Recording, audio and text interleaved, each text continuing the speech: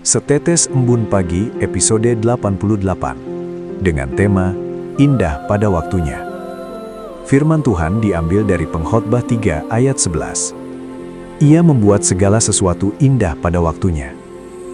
Pernahkah kamu merasa Tuhan seolah lupa dengan doamu, padahal firman-Nya dalam kitab suci dengan jelas berkata bahwa semuanya akan menjadi indah pada waktunya. Di dunia modern ini, kita terbiasa dengan segala sesuatu yang serba instan dan cepat, sehingga proses menunggu seringkali terasa seperti sebuah penolakan dari langit. Ayat di atas tidak berkata, langsung indah, tetapi indah pada waktunya. Artinya, Tuhan bekerja melalui proses. Ada musim menunggu, menangis, kehilangan, dan lain-lain. Sesuatu yang sekarang terasa kacau, bisa menjadi bagian dari rencananya yang indah di kemudian hari. Kadang, manusia menilai terlalu lambat, terlalu sulit, atau tidak adil.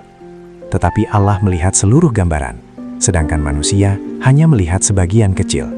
Berdasarkan ajaran iman Kristen, terdapat perbedaan besar antara waktu manusia, Kronos, dan waktu Tuhan, Kairos. Kita hidup dalam dimensi Kronos, yaitu waktu yang terus berdetak tanpa henti dan selalu menuntut kecepatan.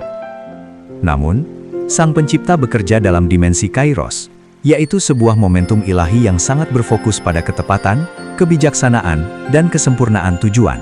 Menurut pandangan rohani yang mendalam, saat kita harus menunggu jawaban doa, sebenarnya kita sedang tidak diabaikan. Masa penantian adalah proses pembentukan karakter yang paling krusial bagi jiwa kita.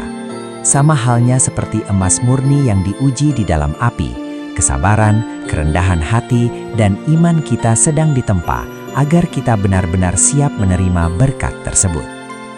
Ayat selanjutnya berkata, manusia tidak dapat menyelami pekerjaan Allah. Ini berbicara tentang keterbatasan manusia. Kita sering bertanya, mengapa ini terjadi? Kenapa doaku belum dijawab?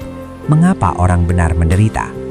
Ayat ini mengingatkan bahwa pikiran manusia terbatas, tetapi hikmat Allah sempurna. Ada banyak hal yang baru dimengerti setelah waktu berlalu. Bahkan ada hal yang mungkin baru dipahami dalam kekekalan nanti. Oleh karena itu, janganlah berkecil hati atau putus asa saat jawaban doamu seakan tertunda. Percayalah dengan sungguh-sungguh bahwa rancangan Sang Pencipta selalu jauh lebih indah dari rencana kita sendiri. Tetaplah beribadah dan melangkah dengan setia.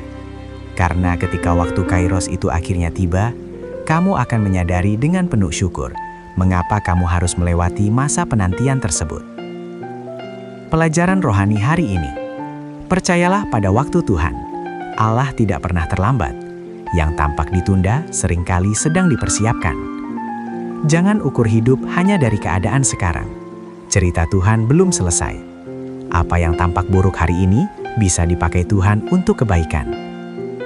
Hati manusia membutuhkan Tuhan.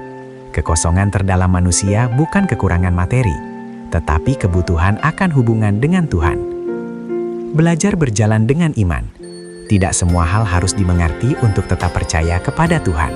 Ingat, Tuhan mengatur waktu dengan sempurna, menaruh kerinduan akan kekekalan dalam hati manusia.